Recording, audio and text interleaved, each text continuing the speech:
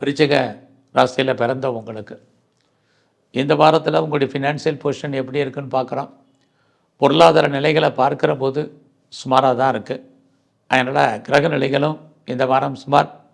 அதனால் எல்லா விஷயத்துலையுமே கவனமாக இருங்க. இந்த வாரம் உங்களுடைய வேலை வாய்ப்புகள் எப்படி இருக்குன்னு பார்க்குறோம்.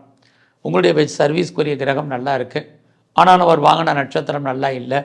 அதனால் உங்கள் கூட வேலை பார்க்கக்கூடிய வேலையாட்கள் விஷயத்தில் ரொம்ப ரொம்ப கவனம். அவர்களால் உங்களுக்கு பிரச்சனைகள் போராட்டங்கள் இருக்குது.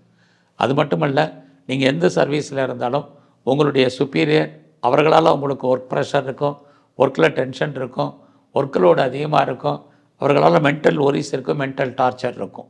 இது எல்லாமே இந்த வாரம் உங்களுக்கு இருப்பதற்கான வாய்ப்பு இருக்குது. இந்த வாரத்தில் தேவையில்லாமல் கடன் வாங்காதீங்க.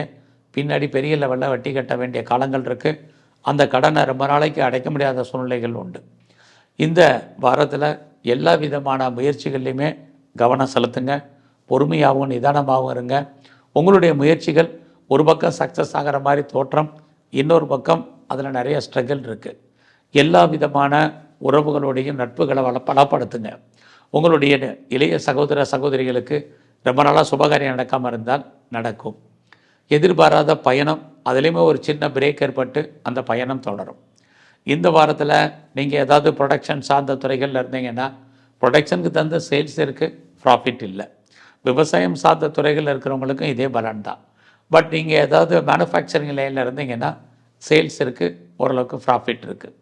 இந்த வாரம் உங்களுடைய கிரக நிலைகளை பொறுத்து பெரிய லெவலில் உங்களுக்கு லவ் அஃபேருக்கான பாசிபிலிட்டிஸ் இல்லை. லவ் பிரேக்கப் ஏற்படுவதற்கான வாய்ப்புகள் இருக்குது. பெரிய லெவலில் ஷேரில் இன்வெஸ்ட்மெண்ட் வேண்டாம், ட்ரேடிங் வேண்டாம், ரேஸ் லாட்ரி வேண்டாம், மியூச்சுவல் ஃபண்டு வேண்டாம். எல்லா விஷயத்துலேயும் இந்த வாரம் அடக்கி வாசிங்க. எல்லாமே நமக்கு லாபம் வர்ற மாதிரி ஒரு தோற்றம், எதுவுமே லாபகரமாக இல்லை. இந்த வாரத்தில் உங்களுடைய உணர்வுகள் பெரிய லெவலில் டெம்டேஷன் ஆகிறதுக்கான வாய்ப்புகள் இருக்குது. உணர்ச்சி வசப்படாமல் ஒரு தடவைக்கு 2 தடவை யோசித்து நிதானமாக ஒவ்வொரு விஷயத்திலையும் செயல்படுங்க. இந்த வாரம் முழுவதுமே மகாலட்சுமியை வழிபாடு பண்ணுங்கள். குறிப்பாக சிவன் கோயிலில் இருக்கக்கூடிய அம்பாளை தரிசனம் பண்ணிட்டு வாங்க.